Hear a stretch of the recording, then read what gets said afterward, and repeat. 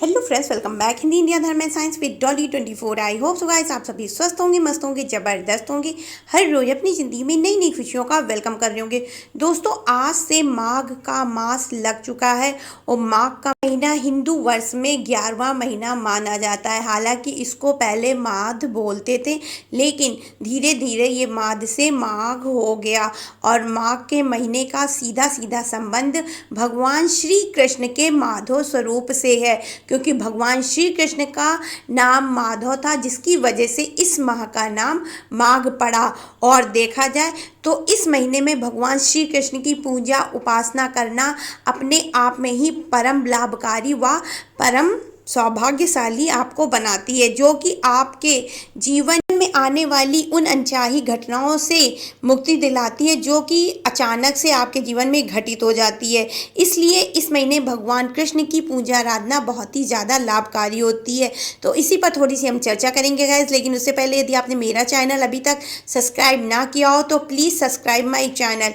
और माघ के महीने में अपने आप में बहुत सारी चीज़ें हमें जो है करनी चाहिए, जिससे हमारे जीवन को अपने आप में आनंद प्राप्त होता है। देखिए, इस महीने जो कि गर्मी हल्की हल्की पड़ना शुरू कर देती है, सूर्य अपना दिशा परिवर्तन कर लेता है, राशि परिवर्तन कर लेता है, जिसकी वजह से मौसम में गर्माहट आना शुरू हो जाती है। इस वजह से हर किसी को चाहिए माघ के महीने में प्रातःकाल उठ करके स्नान करना शुरू कर दे। और यदि वो गर्म पानी से स्नान कर रहे हैं तो धीरे धीरे पानी को जो है नॉर्मल सामान्य पानी इस्तेमाल करके स्नान करना शुरू करना चाहिए। इसके अलावा माघ के महीने जितना आप पवित्र नदियों में स्नान कर सकते हैं वो बहुत ही ज़्यादा उत्तम होता है। संगम नगरी में साधु संत जो महान ऋषि मुनि होते हैं वो नदी के किनारे कल्पवास करते हैं। कल्पवास में आप जब नदी के किनारे रह करके पूजा आराधना करते हैं तो उसके आपके शरीर में, आपके मन में नवीनता आ जाती है, नयापन आ जाता है। इसलिए माघ के महीने में ये एक नियम बनाया गया है कि आप जितना अधिक माघ के महीने में स्नान, दान, ध्यान ये तीनों चीज़ बराबर करते हैं तो आपके अंदर की काया मतलब आपके शरीर और मन में नवीनता आ जाती। इसीलिए माघ के महीने में स्नान, दान और ध्यान का विशेष महत्व है। इसके अलावा इस महीने जितना अधिक हो सके आप भगवान श्री कृष्ण के मंत्रों का जाप करिए।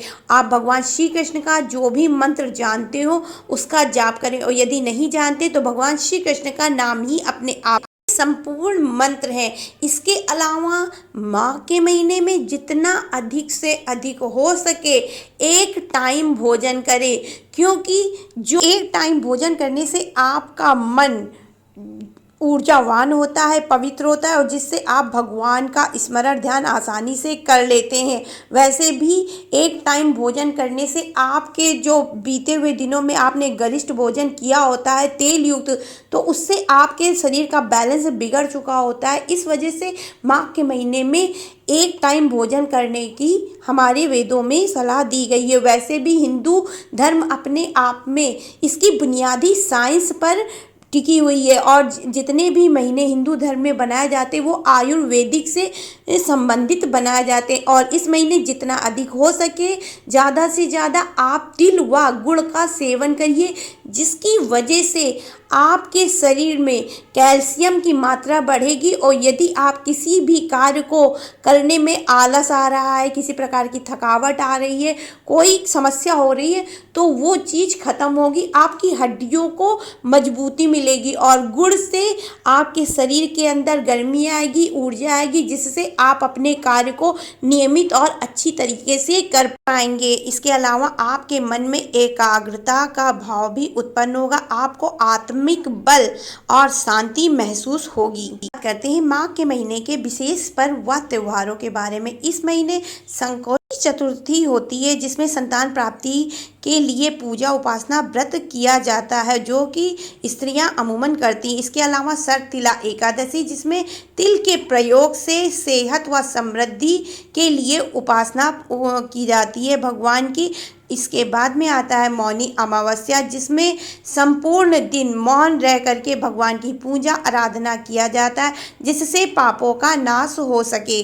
आती है बसंत पंचमी, और बसंत पंचमी अपने आप में ही एक अभूज्य शुभ मुहूर्त होता है। आप साल में बसंत पंचमी के दिन कोई भी बिना विचारे शुभ कार्य कर सकते हैं, जिसके फल आपको जीवन पर्यंत मिलते हैं। इसलिए बसंत पंचमी को अभुज शुभ मुहूर्त बोला जाता है। इस दिन जो भी बच्चा विद्या प्राप्ति के लिए अपने गुरु की पूजा उपासना करता है, माता सरस्वती की पूजा उपासना करता है, उसको विद्या बुद्धि का सदैव सर्वदा वरदान मिलता है। इसके बाद में फिर आता है जया एकादशी। इसमें भी आप विशेष प्रयोगों से पूजा उपासना के द्वारा जया एकादशी के दिन देवी की पूजा करके ऋण मुक्ति के लिए भगवान से उपासना कर सकते हैं, जिससे किसी भी प्रकार का कर्ज होगा वो आपके ऊपर से सदैव सर्वदा के लिए उतर जाएगा।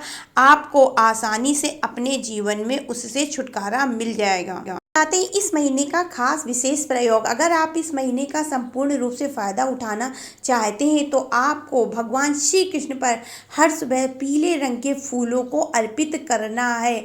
यदि आप ज़्यादा फूल नहीं अर्पित कर पाते हैं तो 1 या 2 फूल भी चलेगा, और अगर नहीं हो रहा है तो आपके पास फूल की पंखुड़ियाँ हो पीले रंग की तो वो भी चलेगा, और आप भगवान पर फूल अर्पित करें। जो भी आपकी इच्छा है, जो भी आप पाना चाहते हैं अपने जीवन में आगे बढ़ने के लिए, उसको आप सुबह शाम दोनों टाइम, नहीं सुबेरे शाम दोनों टाइम हो पा रहा तो एक समय अपनी इच्छा को भगवान श्री कृष्ण से बोलिए, एक सखा की भांति, एक दोस्त की भांति, क्योंकि ये माधव का महीना है। तो आप अपनी कोई भी इच्छा भगवान से सखा की तरह बोलते हैं ना, तो भगवान भी आपकी इच्छा आपके दोस्त की तरह सुन करके अवश्य से अवश्य ही पूरी करते हैं। और इस महीने आप भगवान का कोई भी मंत्र जाप करें, जैसा कि मैं पहले भी बता चुकी हूँ, और अगर कोई मंत्र नहीं आता है, भगवान श्री कृष्ण का नाम ही अपने आप में संपूर्ण मंत्र है। इसके अलावा इस महीने आप मधुराष्टक का भी पाठ कर सकते हैं। यदि आपके प्रेम संबंधों में किसी प्रकार की दरार है, कोई कमी है, मधुरता खत्म हो चुकी है, तो आप मधुराष्टक का पाठ करके वो चीज़ पुनः अपने रिश्ते में ला सकते हैं। प्रेम मधुरता मधुराष्टक अधुरम मधुरम वदनम मधुरम मधुराधिपते मधुरम मधुरम का पाठ करिए। वो आपके जीवन में नवीनता के साथ प्रेम संबंध पुनः स्थापित कर सकती है। इसके बाद आता है माघी पूर्णिमा, जिसमें भगवान शिव व विष्णु की संपूर्ण रूप से पूजा अर्चना की जाती है। होप सो गाइस मेरी दी हुई जानकारी आपको पसंद आई होगी। पसंद आई हो तो please like share and subscribe my channel. तो फिर राधे राधे गाइस, जय श्री राम, हर हर महादेव।